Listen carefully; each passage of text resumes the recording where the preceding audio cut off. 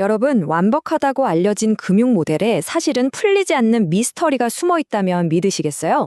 안녕하세요. 금융 큐레이터 사라입니다. 오늘은 바로 그 미스터리, 주식 옵션의 변동성 스마일의 정체를 파헤쳐 보려고 하는데요. 제 옆에 파생 상품 전문가 블랙스톤 H님을 모셨습니다.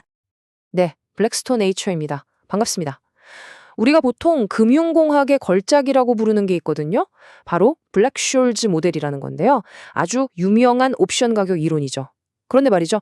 이 완벽해 보이던 이론이 실제 시장 데이터랑 딱 부딪히니까 뭔가 이상한 현상이 발견되기 시작한 겁니다. 네, 바로 이겁니다. 이론과 현실의 가장 큰 차이점이죠. 블랙쇼얼즈 모델은 아주 중요한 가정을 하나 하거든요. 변동성은 일정하다. 그런데 현실 시장을 딱 들여다보니까 전혀 다른 거예요.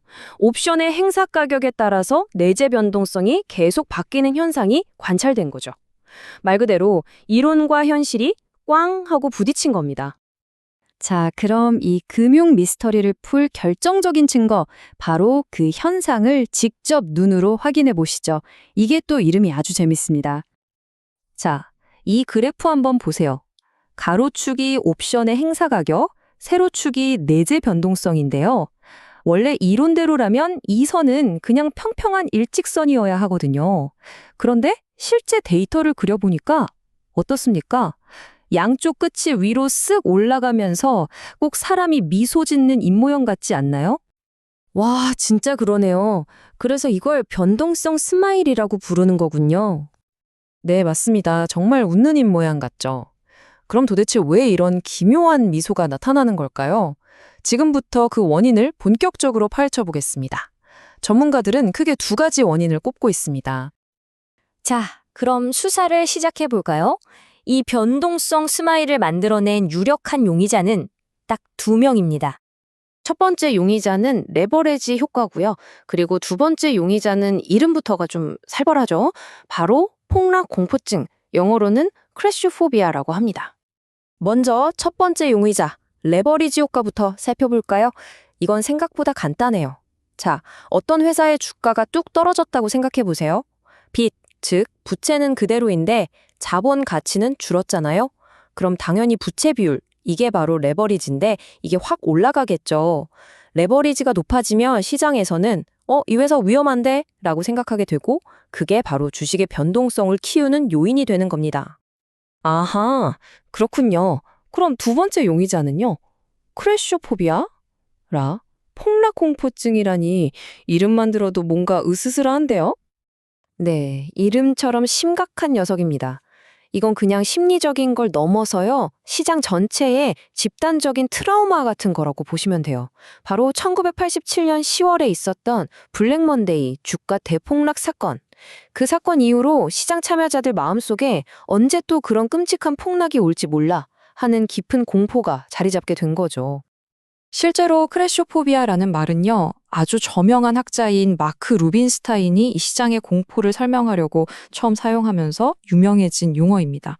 그러니까 시장 참여자들의 심리가 수학적인 모델에까지 영향을 미친 정말 흥미로운 케이스라고 할 수 있죠. 자, 이제 두 용의자에 대한 조사가 모두 끝났습니다. 그럼 이 증거들을 바탕으로 변동성 스마일이 우리에게 진짜로 말해주고 싶은 게 뭔지 최종 판결을 내려보겠습니다. 네, 바로 이 그림이 이번 이야기의 하이라이트입니다. 왼쪽에 보이는 게 이론적인 확률 분포, 그러니까 로그 정규 분포고요. 오른쪽이 변동성 스마일, 즉 시장의 심리가 반영된 내재 분포입니다. 어떠세요? 두 그래프 모양이 확연히 다르죠?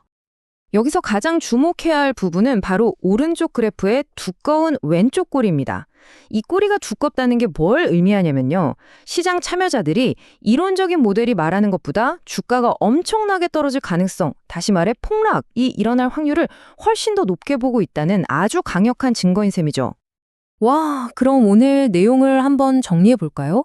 그러니까 원래 이론대로라면 변동성은 일정해야 하는데 현실에서는 스마일 모양이 나타났고요. 그렇죠. 그리고 그 원인으로 지목된 용의자가 바로 레버리지 효과와 시장의 공포심인 크래쇼포비아였습니다. 결론적으로 이 스마일은 시장이 보이지 않는 곳에서 항상 잠재적인 폭락에 대비하고 있다는 걸 보여주는 하나의 신호탄인 셈입니다. 네, 맞습니다. 결국 변동성 스마일은 단순한 그래프가 아니었던 거죠. 시장의 집단적인 공포를 고스란히 비추는 거울과도 같습니다. 자, 그렇다면 오늘 이 이야기를 들으신 여러분께 마지막 질문을 하나 던져봅니다. 만약 변동성 스마일이 시장의 공포를 비추는 거울이라면 지금 이 순간 그 거울에 비춘 시장의 모습은 과연 어떤 미소를 짓고 있을까요? 지금까지 블랙스톤 H 사라였습니다.